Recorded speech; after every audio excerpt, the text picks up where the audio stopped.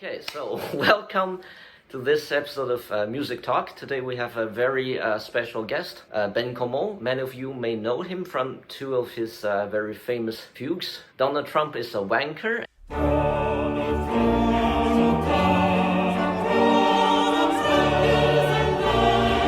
And Boris Johnson is a lying shit.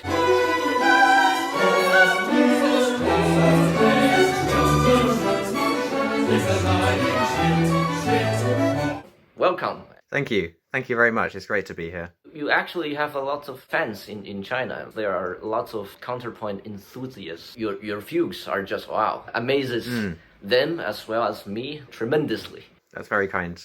I would just like to take this opportunity and know more about you. Sure. So, what instrument did you study as a kid? I feel like you can do a lot Well, I was very lucky because my dad is a professional piano teacher. And so I had an upbringing where I was surrounded by classical music the whole time.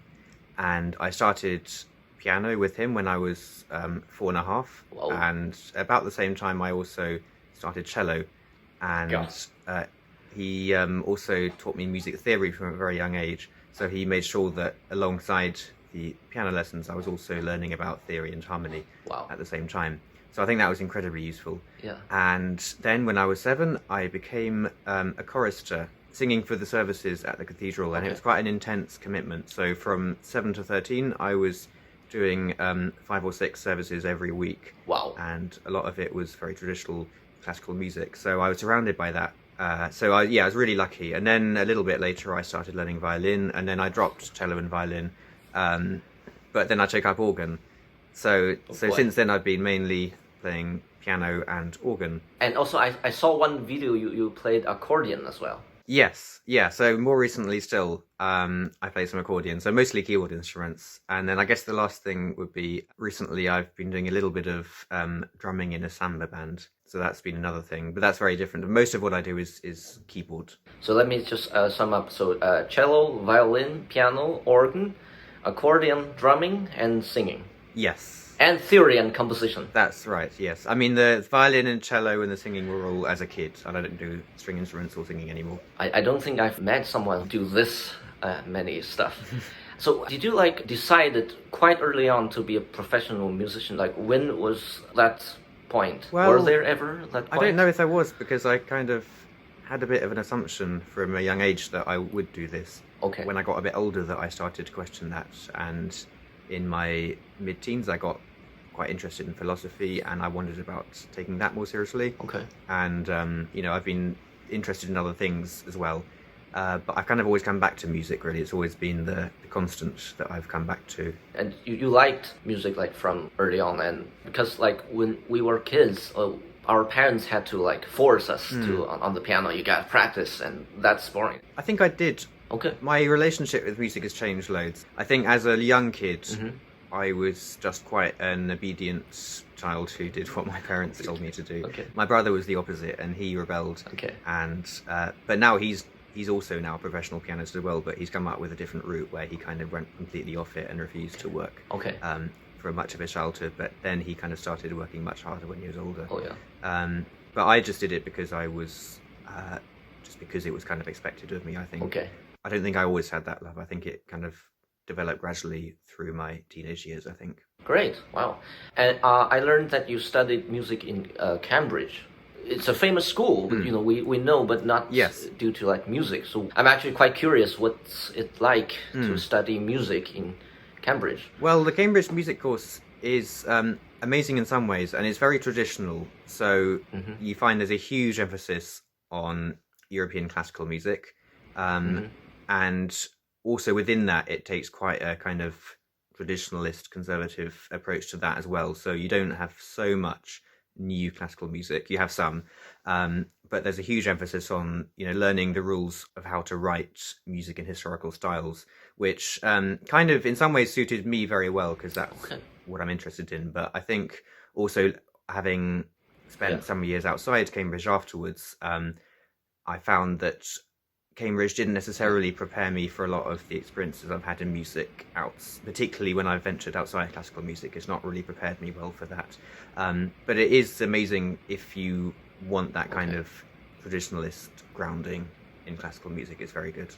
So after the graduation, you just became like a freelance musician, like yes. And how's that in London, being a freelance musician? For me, it was great. I enjoyed it a lot. I had a huge variety of work that I was doing because I was playing organ and piano, and I was working in jazz and classical. I say was because in COVID, a lot of that has pretty much stopped. Oh yeah.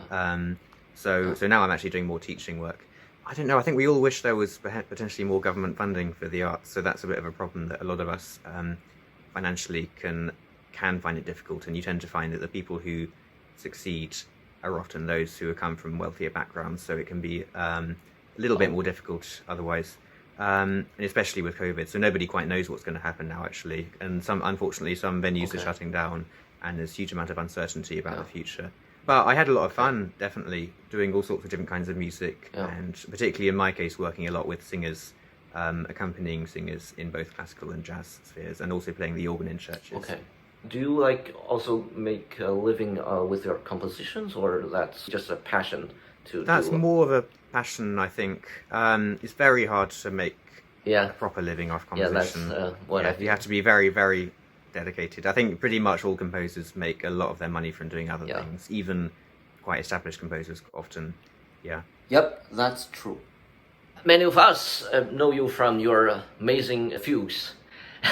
I'm just quite curious, how did you learn counterpoint to this level? I think I was very lucky with my upbringing, being surrounded by a lot of particularly Baroque music and other classical music from a really, really young age. So I think I absorbed a lot quite intuitively when I was very young. Yeah, my dad, as I mentioned, he taught me music theory from a very young age, and he got me doing chorale harmonizations and so on a lot younger than most people do then. So I think that was a huge advantage. How old were you? Maybe starting to do chorale harmonizations around about 8 or 9, possibly. Oh my god. Okay. Wow. I'm not sure they were very good. I'm not sure how good they were at that age, but many of your fans are non-professional musicians, like chemists or engineers, but they are kind of crazy about counterpoint. Do you have any suggestions on how they probably should approach learning counterpoint? So I think you want to learn as much of the music that's out there as you can, particularly whatever stuff that you want to the kinds of stuff that you want to learn. So if you particularly like Bach, or whoever it is, if you particularly like Chopin, try and memorize as much as you can, I think, and try and see if you can hear it back in your head. So I'm always having bits of music going around my head that are just playing over and over, and I think it helps you to absorb the language, and then you start to notice the similarities and differences between one Bach piece and another Bach piece. If you can ever try and make stuff up in your head, I find that a lot as well. I've always had this thing where I subconsciously kind of making up slightly Baroque-ish music, especially if I'm lying in bed or something. So for me, that's always been quite automatic, but I suppose if you wanted to try and focus on that, that would be good. It's kind of more like a language approach. You listen and... I think so, yeah. I mean, of course, there's also a lot of... But if you're, for example, looking at Bach, there's also lots of grammar and lots of rules to learn. Of course, you need to do that. Like, if you're learning a foreign language, you need to learn the rules. You can't just dive in without that. So I'm not saying that isn't important, but I think if you only focus on that, then you often ignore a lot of poetry in the music, and you don't necessarily come up with anything that actually sounds really beautiful. So I think you've got to do both. You've got to learn the rules, but you've also got to feel the feels. Sometimes maybe sometimes just as an exercise, don't consciously think about the rules, but just try and write something that sounds in the same style anyway, but not always thinking about the rules. And then you can come back to the rules and work out if you've made mistakes. Then of course you can correct yourself and so on. But I just think there's too much of an exclusive emphasis on rules. And the rules are important, but there's other stuff that's important as well. Yep, that's some very good advice.